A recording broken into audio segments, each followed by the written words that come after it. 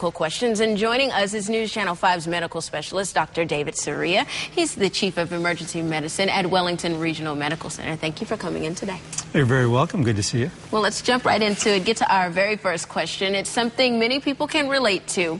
How do you know if you have chronic fatigue syndrome, mononucleosis, or if you're just overtired? Yeah, it's one of the most common things we hear about is I feel tired, I'm fatigued, and the reality is it is very difficult to tell between the two, meaning chronic fatigue syndrome and mono.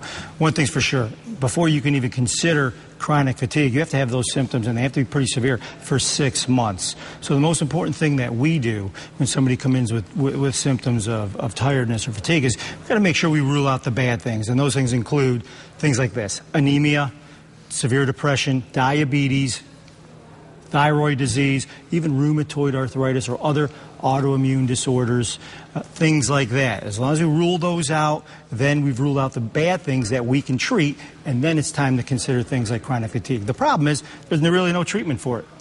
Okay. Well, now on to our second question. This is a lot of parents who definitely want to know about this one. Is there any medicine to treat pink eye? There sure is. Pink eye is very, very common, especially in the pediatric population. The key is this: you've got to make sure you discern between the three types. There's bacterial or viral, allergic, and then there's chemical or irritant. And the way we do it is we ask a series of questions. We take a look at the eye, depending upon what we see, and then we treat. For the bacterial, there is antibiotic drops. For allergic, there are certain drops that help treat that. But the most effective, and allergic actually happens to be the most common, the most effective is a nasal spray. And also pink eye, very contagious, so... Absolutely. When you have it, regardless of what it is, when you have it, make sure if you touch your eyes, which you commonly do without even knowing it, wash your hands every time. Good advice. Thank you very much. Well, our final question.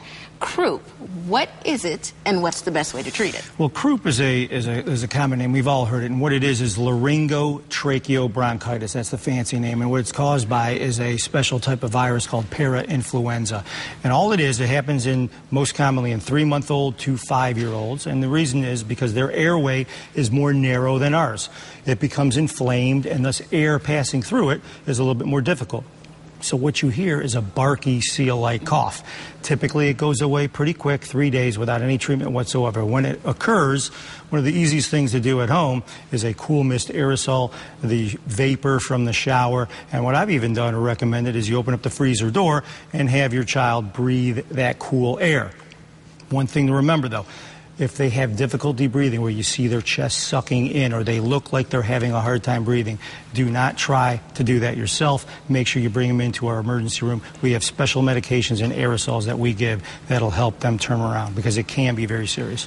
Thank you very much, Dr. David Soria. Always great information. And if you have a question for Dr. Soria, you can send it in by going to our website, WPTV.com, and clicking on the health link. Scroll down on the right-hand side, and you'll see a form to write your question. Again, thank you for coming in, Dr. Soria. You're welcome. And we'll see you next week.